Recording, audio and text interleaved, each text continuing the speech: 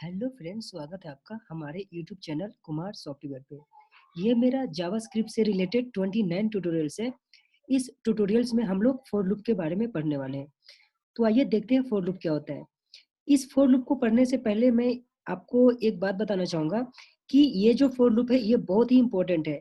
Developer जितने भी developer हैं मोस्टली सभी developer for loop he use करते हैं। आप आपका जो पिछले ट्यूटोरियल में आपने पढ़ा था व्हाइल लूप और डू व्हाइल लूप, तो वो दोनों से ज़्यादा आपका फॉर लूप ही यूज़ होता है और सभी लोग फॉर लूप ही यूज़ करते हैं। अब इसका रीज़न क्या है? इसका मेन रीज़न क्या है कि जब आप व्हाइल लूप और डू व्हाइल लूप यूज़ करते हो, तो वहाँ पर आपको कोड ज़्यादा लिखना पड़ता है, पहला रीज़न। दूसरा रीज़न क्या है कि आप जो वहाँ पर कोड लिखते हो, वो कुछ लेंथी हो जाता है। वो ईज़िली समझ में नहीं आता है। तो ये 2 सिचुएशन से बचने के लिए हम लोग फॉर लूप यूज़ करते हैं। तो फॉर लूप में क्या होता है कि आपको कोड कम लिखना पड़ता है कंपेयर आपका व्हाइल लूप और डू व्हाइल लूप के कंपेयर में। और नेक्स्ट पॉइंट कि आपका अगर आप फॉर लूप यूज़ करते हो तो आप ईज़िली समझ जाते हो। तो आइए देखते हैं फॉर लूप।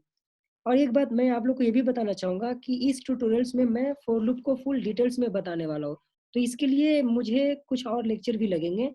तो इस लेक्चर में जितना कवर होता है उतना मैं कंप्लीट करता हूँ और जो भी बचते हैं वो मैं नेक्स्ट लेक्चर में कंप्लीट करूँगा। तो आइए देखते हैं फॉर लूप।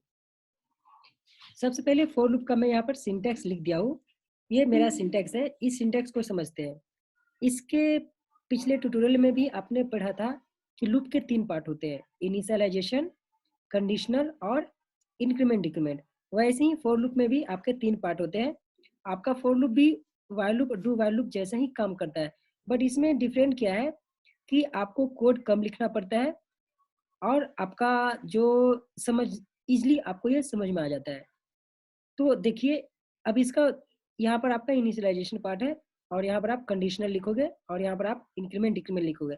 देखो ये आपका एक ही लाइन में कंप्लीट हो चुका है, जबकि आप जब व्हाइल लूप और डू व्हाइल लूप लिखते हैं तो लंबा सा कोड लिखना पड़ता था। बट फॉर लूप को आपको तीनों पार्ट, जो भी तीनों पार्ट आपका है, एक ही लाइन में कंप्लीट हो चुका है। क्लियर है? और यहाँ पर आपका आप ओपन ब्रेस दोगे, क्लोज, यहाँ पर क्लोज, इसके अंदर में आपका बॉडी पार्ट रहेगा, लूप का जो बॉडी है और जो आपका स्टेटमेंट हो रहता है। तो आइए इसका वर्किंग समझते हैं। सबसे पहले क्या होता है कि आपका लूप का वर्किंग आपका स्टार्ट होता है इनिशियलाइजेशन पार्ट से। आपका वर्किंग यहाँ से स्टार्ट होता है और ये जो इनिशियलाइजेशन पार्ट है आपका एक ही बार पूरे लाइफ साइकिल में, फोर लूप का जितने भी लाइफ साइकिल है, फोर लूप का पूरे लाइफ साइकिल में एक ही बार इनिशियलाइजेशन पार्ट एग्जीक्यूट होता है। क्लियर है? उसके बाद आता है आपका कंडीशनल पे। जैसे ही आपका कंडीशन पे आता है, सबसे पहले ये चेक करता है अगर आपका ये कंडीशन ट्रू है तो ही आपका इस फॉर लूप के अंदर में जाएगा और ये इसके अंदर में जो भी आपने कोड लिखा है, जो भी आपने स्टेटमेंट लिखा है, उसको एग्जीक्यूट करता है। अगर आपका ये कंडीशनल फॉल्स हो जाता है तो इस फॉर लूप में नहीं जाता है, ये फॉर लूप से बाहर चला जाता है। क्लियर है? तो पहला मैंने बताया आपको इनिशियलाइजेशन से स्टार्ट होता है, उसके बाद कंडीशनल में जाता है। अगर आपका कंडीशनल ट्रू है तो आपका बॉडी में आता है और बॉडी के बाद ये काम कंप्लीट होने के बाद फिर आपका इंक्रीमेंट डिक्रीमेंट के पास चला जाता है। उसके बाद फिर आपका कंडीशन के पास आता है, फिर आपका बॉडी में आता है, फिर कंडीशन, फिर बॉडी, कंडीशन, बॉडी, ऐसा आपका लूप चलता है। कहने का मतलब इनिशियलाइजेशन पार्ट आपका एक ही बार एग्जीक्यूट होता है। क्लियर है? तो आपका कंडीशन, बॉडी और इंक्रीमेंट, कंडीशन, बॉडी, इंक्रीमेंट ऐसे ही चलता है। इसको अच्छे से समझने के लिए एक और मैं एग्जांपल बता देता हूँ। जैसे देखो यहाँ पर मैंने इसका वर्किंग समझा दिया है। यहाँ पर देखो मैंने एक फॉर लूप लिया, इसके अंदर में var x लिया, तो यहाँ से यहाँ तक मेरा पार्ट इनिशियलाइजेशन का है और ये यहाँ से यहाँ तक का मेरा पार्ट कंडीशन का है और यहाँ से यहाँ मेरा पार्ट इंक्रीमेंट का है। ये मेरा बॉडी पार्ट है, बॉडी के अंदर में मैंने हेलो प्रिंट किया है। तो यहाँ इसका वर्किंग क्या है, देखो ये मैंने 1 2 3 5 ये जो लिखा है ये मेरा स्टेप है कि वर्किंग स्टेप है, कहाँ से स्टार्ट होगा, ये स्टेप है। इससे आपको इजी समझने, आपको मतलब इजी समझ में आएगा। क्लियर है? तो देखो आपका यहाँ से ये इनिशियलाइजेशन पार्ट है, यहाँ से आपका वर्किंग स्टार्ट हो गया। उसके बाद आपका कंडीशन में जाएगा, देखो 2 नंबर कंडीशन में जाएगा। अगर ये कंडीशन ट्रू होता है तो देखो 3 नंबर आपका बॉडी के अंदर में, मतलब इस फॉर लूप के अंदर में, लूप के अंदर में आएगा और इसके अंदर में जो रहेगा कोड वो आपका एग्जीक्यूट होगा। तो अभी फिलहाल मैंने यहाँ पर प्रिंट किया है, तो ये मेरा जावा का कोड था। यहाँ पर हम लिखते हैं डॉक्यूमेंट डॉट राइट। क्लियर है? तो ये मेरा प्रिंट हो जाएगा। क्लियर है? उसके बाद ये प्रिंट होने के बाद फिर आपका इंक्रीमेंट के पास जाएगा। तो अभी मेरा x का वैल्यू 1 है, अब x का वैल्यू 2 हो जाएगा। फिर आपका कंडीशन चेक करेगा। कंडीशन देखो x का वैल्यू 2 है, तो ये कंडीशन सेटिस्फाई हो रहा है, मतलब ट्रू है। तो फिर आपका बॉडी में आएगा, बॉडी में फिर आपका हेलो प्रिंट होगा, फिर आपका इंक्रीमेंट होगा। अब x का वैल्यू 3 हो जाएगा। क्लियर है? फिर कंडीशन में आएगा, कंडीशन में वैल्यू चेक करेगा, मतलब ये कंडीशन चेक करेगा, अगर कंडीशन ट्रू है फिर बॉडी में आएगा, ये आपका एग्जीक्यूट हो जाएगा। फिर आपका इंक्रीमेंट आएगा। अब इंक्रीमेंट में x का वैल्यू 4 हो चुका है, फिर कंडीशन चेक करेगा। अब देखो x का वैल्यू 4 है, तो यहाँ पर कंडीशन फॉल्स हो जाएगा। अब जैसे ही कंडीशन फॉल्स हो गया तो आपका इस लूप के अंदर में नहीं जाएगा, आपका ये लूप के बाहर चला जाएगा। तो आपका यहाँ से फॉर लूप क्लोज हो जाएगा। क्लियर ये पॉइंट सबको? तो इसके लिए मैंने कुछ स्टेप लिख दिए हैं आपको। देखो ये मैंने वो जो भी मैंने अभी फिलहाल बोला वो स्टेप मैंने लिख दिया है कि आपका इनिशियलाइजेशन से स्टार्ट होगा, कंडीशन में जाएगा, उसके बाद अगर कंडीशन ट्रू है तो आपका बॉडी में आ जाएगा, अदरवाइज वो लूप से बाहर चला जाएगा। वैसे increment condition loop body increment ऐसा है, ये आप लिख सकते हो। क्लियर है? और मैंने ये भी बता दिया कि इनिशियलाइजेशन जो पार्ट है आपका पूरे लाइफ साइकिल में एक ही बार एग्जीक्यूट होता है। ये पॉइंट क्लियर है? इसको एग्जाम्पल से मैं एक बार समझाना चाहूंगा आपको। देखो यहाँ पर मैंने एक फॉर लूप लिखा, यहाँ से यहाँ तक का पार्ट मेरा इनिशियलाइजेशन का पार्ट है, x इक्वल टू 0 लिया, और यहाँ से यहाँ का पार्ट मेरा कंडीशन है, और ये मेरा पार्ट इंक्रीमेंट है। यहाँ पर आप डिक्रीमेंट भी यूज कर सकते हो। क्लियर है? ओपन ब्रेस क्लोज ब्रेस, यहाँ पर मैं ओके प्रिंट करवाना चाहता हूँ। अब इसका वर्किंग देखो क्या आएगा। इस अब देखो यहाँ पर मेरे x का वैल्यू 0 से स्टार्ट हो रहा है इनिशियलाइजेशन, उसके बाद मेरा कंडीशन में जाएगा, कंडीशन में वैल्यू चेक करेगा, x का वैल्यू 0 है और ये कंडीशन ट्रू हो रहा है। जैसे ये कंडीशन ट्रू होगा तो डायरेक्ट आपका बॉडी में आएगा। ठीक है? अब बॉडी में मैंने क्या लिखा, ओके, तो यहाँ पर आपका एक ओके प्रिंट हो जाएगा। अब इसके बाद डायरेक्ट आपका इंक्रीमेंट पे जाएगा। अब इस अभी इसका x का वैल्यू 0 था, अब x का वैल्यू क्या हो जाएगा, 1।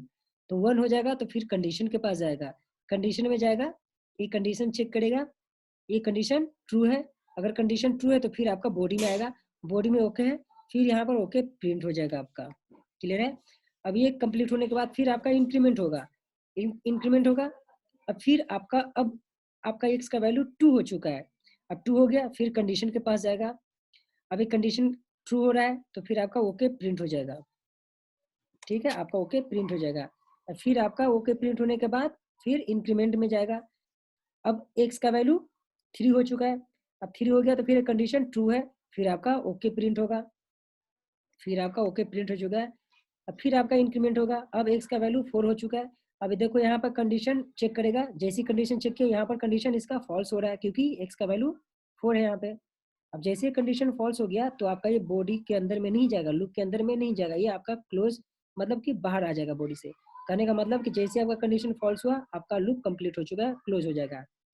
और यहाँ पर आपने एक बार और एक चीज और देखा होगा कि ये जो इनिशियलाइजेशन पार्ट है एक ही बार एग्जीक्यूट हुआ, उसके बाद आपका बार बार क्या हो रहा था, बॉडी के बाद increment condition, body increment condition, ऐसा लूप चल रहा था। आई होप आपको ये क्लियर हो चुका होगा कि फॉर लूप कैसे वर्क होता है। इसको हम प्रैक्टिकली देख लेते हैं। यहाँ पर मैं एक फॉर लेता हूँ, इस फॉर लूप के अंदर में एक वेरिएबल x इक्वल टू 0 लिया मैंने। ठीक है? ये इनिशियलाइजेशन पार्ट है। अब यहाँ पर मैं कंडीशन लेता हूँ, ये मेरा कंडीशन है। अब यहाँ पर मैं इंक्रीमेंट, ये मेरा इंक्रीमेंट डिक्रीमेंट है। अब इसके अंदर में मैं डॉक्यूमेंट डॉट राइट मैं कुछ प्रिंट करना चाहता हूँ, सपोज मैंने ओके प्रिंट किया। अब इसको देखो मेरा आउटपुट 4 टाइम्स आ चुका है। अब इसको मैं ब्रेक यहाँ कर देता हूँ, आपको अच्छे से समझ में आएगा। BR मैंने कर दिया। अब देखो मेरा 4 टाइम्स आउटपुट आ चुका है। अब देखो यहाँ पर मैं एक बार फिर और समझा देता हूँ। ये आपका इनिशियलाइजेशन पार्ट है, यहाँ से आपका एग्जीक्यूशन स्टार्ट होगा फॉर लूप का, उसके बाद फिर कंडीशन में जाएगा, ये आपका कंडीशन है, कंडीशन में जाएगा, यहाँ पर वैल्यू चेक करेगा, x का वैल्यू 0 है तो यहाँ पर x का वैल्यू चेक करेगा, तो ये कंडीशन ट्रू हो रहा है। अब जैसे ये कंडीशन ट्रू होगा तो आपका बॉडी के अंदर में आएगा, बॉडी के अंदर में मैंने ओके प्रिंट किया इसलिए आपका एक ओके आ चुका है, यहाँ पर एक ओके प्रिंट हो चुका है। क्लियर है? अब उसके बाद ये बॉडी के बाद डायरेक्ट इंक्रीमेंट के पास जाएगा, इंक्रीमेंट में जाएगा, अभी x का वैल्यू 0 था, अब x का वैल्यू 1 हो जाएगा। अब x का वैल्यू 1 हो गया, अब फिर ये कंडीशन में जाएगा, अब कंडीशन फिर चेक करेगा, अब x का वैल्यू यहाँ पर 1 है, ये कंडीशन ट्रू हो रहा है, ट्रू होगा तो फिर आपका बॉडी में आएगा, बॉडी में मैंने ओके लिखा है, ओके आपका प्रिंट हो जाएगा, देखो ये ओके प्रिंट हो चुका है। अब फिर यहाँ से आपका इंक्रीमेंट होगा, इंक्रीमेंट में अब x का वैल्यू 2 हो जाएगा, क्योंकि अभी फिलहाल 1 था, अब x का वैल्यू 2 हो जाएगा। अब फिर आपका कंडीशन में जाएगा, कंडीशन में चेक करेगा, x का वैल्यू 2 है, अब ये कंडीशन ट्रू हो रहा है, तो जैसे कंडीशन ट्रू होगा फिर आपका बॉडी में आएगा, ओके ये आपका प्रिंट हो जाएगा। फिर आपका इंक्रीमेंट होगा, इंक्रीमेंट में अब x का वैल्यू 3 हो जाएगा, फिर कंडीशन में जाएगा, कंडीशन ट्रू हो रहा है, फिर ओके प्रिंट होगा, ये आपका ओके प्रिंट हो चुका है, क्लियर है।